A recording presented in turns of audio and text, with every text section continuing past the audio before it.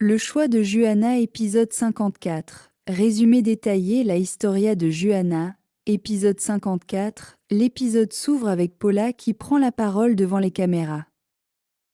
Elle avoue, d'une voix tremblante, qu'elle avait eu énormément de peur de révéler la vérité, mais qu'elle se sent enfin libérée en racontant au monde les maltraitances qu'elle a subies de la part de son ex-mari. Paula affirme que Gabriel Rubio est le principal suspect dans l'affaire et qu'il est un homme obsessionné par l'idée d'avoir un enfant. Elle raconte que Gabriel l'avait forcée à subir plusieurs inséminations artificielles et traitements douloureux, qui l'avaient fait se sentir comme une femme détruite. Elle reconnaît qu'à l'époque, elle acceptait parce qu'elle l'aimait et voulait le satisfaire. Puis Paula lâche une bombe. L'une de ses inséminations avait fonctionné, mais Gabriel avait fui avec la femme qui était tombée enceinte de lui. Cette femme, dit-elle, s'appelle Juana Bravo.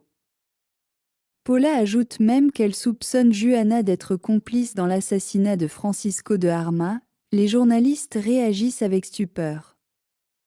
Certains rappellent que ce qu'elle dit est extrêmement grave. Ce sont des accusations qui peuvent détruire une vie.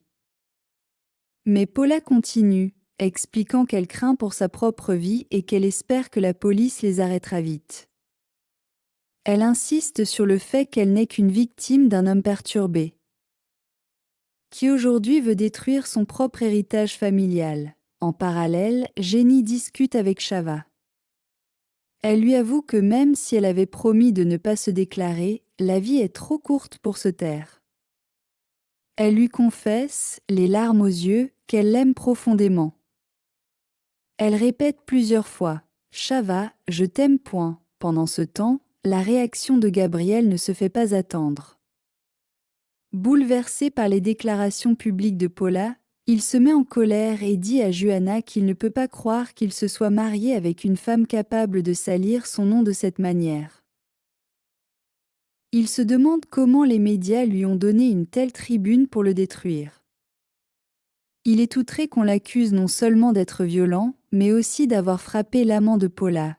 Juana, surprise, demande « Paula avait un amant ?»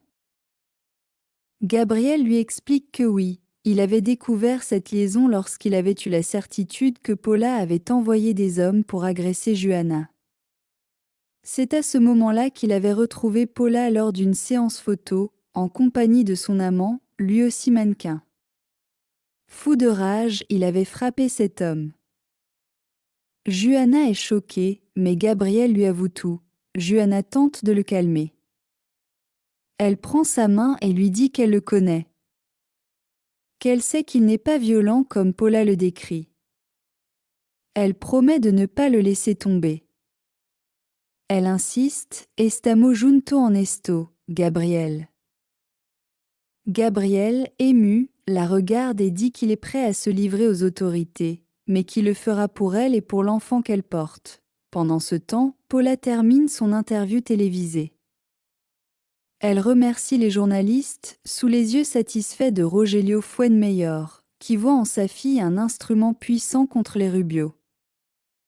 Rogelio dit fièrement que Paula lui a prouvé qu'elle est une vraie Fuenmayor. Mais Amparo, sa femme, désapprouve. Elle reproche à Rogelio d'exploiter la haine de Paula contre Gabriel. Rogelio, cynique, rétorque qu'Amparo est trop faible, alors que Paula et lui savent se battre pour ce qu'ils veulent. Paula ajoute froidement que son objectif est clair. Elle veut que Gabriel soit en prison avant même la naissance de son enfant, pour l'empêcher de voir son bébé. De retour avec Juana, Gabriel se confie, il est désespéré. Il explique qu'il ne voulait pas alarmer Juana et qu'il avait préféré affronter seul ses ennemis. Juana l'écoute et lui réaffirme son soutien. Elle dit qu'ils sont unis et qu'elle l'aimera malgré toutes les calomnies. Gabriel lui dit qu'il regrette que les attaques contre lui la touchent aussi. Mais Juana lui rappelle qu'ils forment un tout, et qu'elle sera toujours à ses côtés.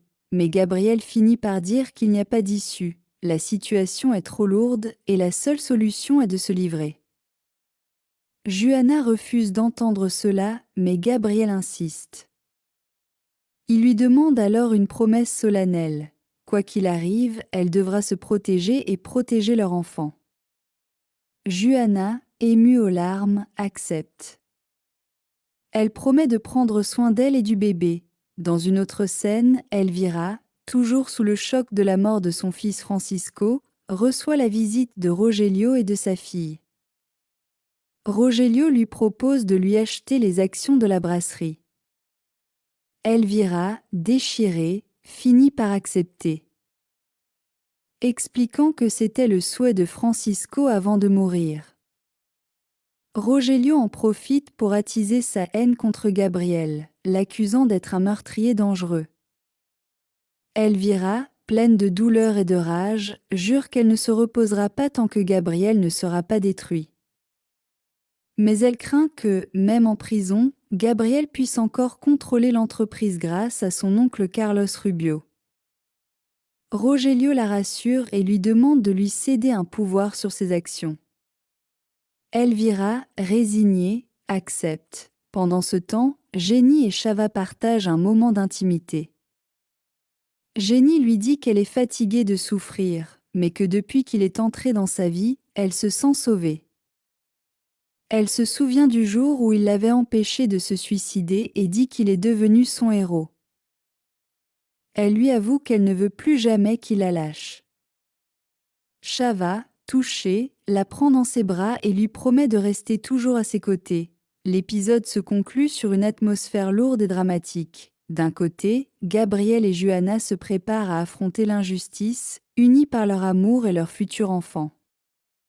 De l'autre, Paula, Rogelio et Elvira avancent leurs pions, prêts à tout pour faire tomber Gabriel et ruiner son nom. C'est la fin.